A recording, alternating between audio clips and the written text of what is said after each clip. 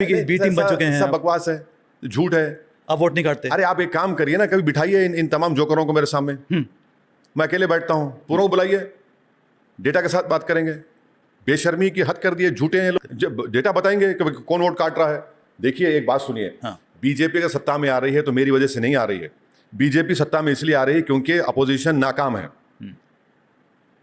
BJP सत्ता में इसलिए आ रही है क्योंकि बीजेपी ने हिंदू वोट को तकरीबन कंसोलिडेट कर चुके 50% तक।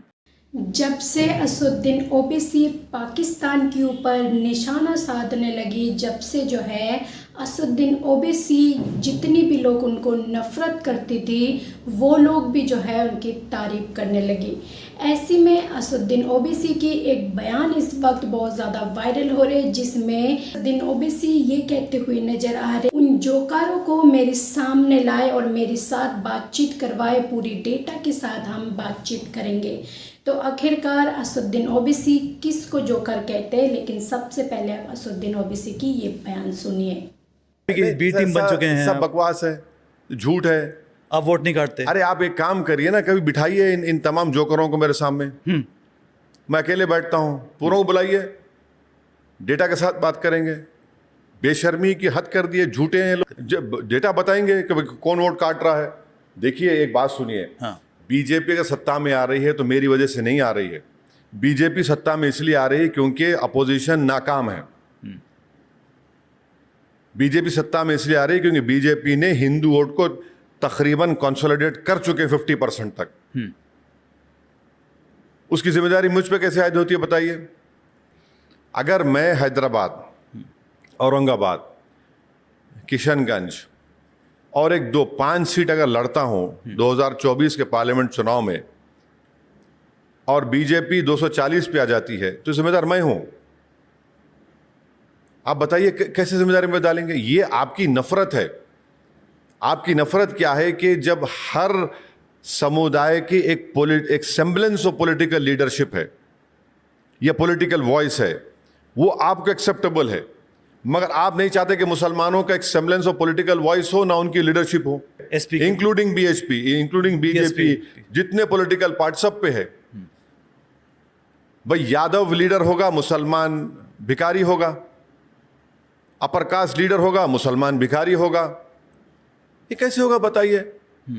भाई जो ख्वाब हमारे फाउंडिंग फादर्स ने देखा था कि भारत की जमहूरियत एक पार्टिसिपेटिव फॉर्म ऑफ डेमोक्रेसी होगी, तो कहां है पार्टिसिपेशन मुसलमानों का बताइए। भाई जहां पर देश की अखंडता और सालमियत का मामला आएगा तो हम खड़े हो जाएंगे, जहां पे देश की सेना का मामला होगा हम देश के साथ खड़े होंगे, मगर जब हमारे घर के अंदर जो हालात हो रहे हैं उसमें तो मुझे बोलना पड़ेगा ना। आज भारत की पार्लियामेंट में ओबीसी और अपर कास्ट का पॉलिटिकल रिप्रेजेंटेशन बराबर हो चुका है। फिर इस देश की सबसे बड़ी अल्पसंख्यक समाज का रिप्रेजेंटेशन सिर्फ 4% पे क्यों रुका हुआ है। देखिए एक बात सुनिए, बीजेपी अगर सत्ता में आ रही है तो मेरी वजह से नहीं आ रही है। बीजेपी सत्ता में इसलिए आ रही है क्योंकि अपोजिशन नाकाम है। बीजेपी सत्ता में इसलिए आ रही है क्योंकि बीजेपी ने हिंदू वोट को तकरीबन कंसोलिडेट कर चुके 50% तक। उसकी जिम्मेदारी मुझ पे कैसे आयद होती है बताइए। तो आपको बता दें इस बयान की वजह क्या है और ये किसे कहा जा रहा है, जोकारों को सामने लाए और हम बातचीत करेंगे। ओवैसी पाकिस्तान वाले को खूब अपनी जवान से धो रहे, तो दूसरी तरफ असदुद्दीन ओवैसी की काफ़ी सारे लोग तारीफ कर रहे, तो वहीं पर असदुद्दीन ओवैसी को जो है आप देश की सरकार यानी कि प्रधानमंत्री की तरफ से एक काम सौंपी गई। प्रधानमंत्री ने जो है अपनी मंत्री के साथ असदुद्दीन ओवैसी को एक भारत देश की पैगाम जो है विदेशों में पहुंचाना है। 4 विदेश की देश है जहां पर अपने भारत देश के पैगाम पहुंचाना है, और ये जिम्मेवारी जो है असदुद्दीन ओवैसी और बीजेपी की एक मंत्री जो है दोनों को दी गई।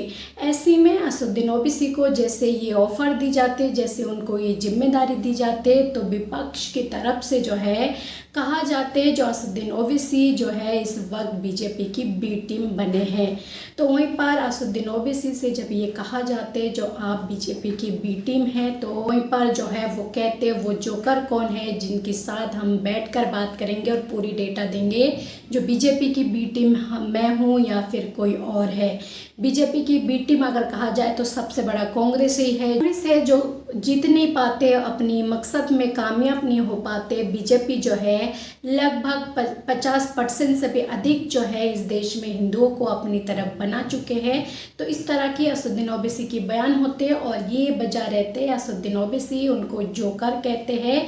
और असदुद्दीन ओवैसी को जो है देश की सरकार की तरफ से ऑफर मिलते जो हमारे देश के लिए जाए विदेशों में और पैगाम दे, कुछ बोले, तो उस पर जो है क्या कुछ बोलेंगे जाकर, क्या पैगाम देंगे, खैर ये तो बाद में पता चलेंगे। लेकिन असदुद्दीन ओवैसी को ये बीजेपी की तरफ से यानी कि प्रधानमंत्री की तरफ से जिम्मेवारी सौंपी गई। तो इस पर आपका क्या राय है? जो भी राय है अपना राय कमेंट बॉक्स पर जरूर लिखें।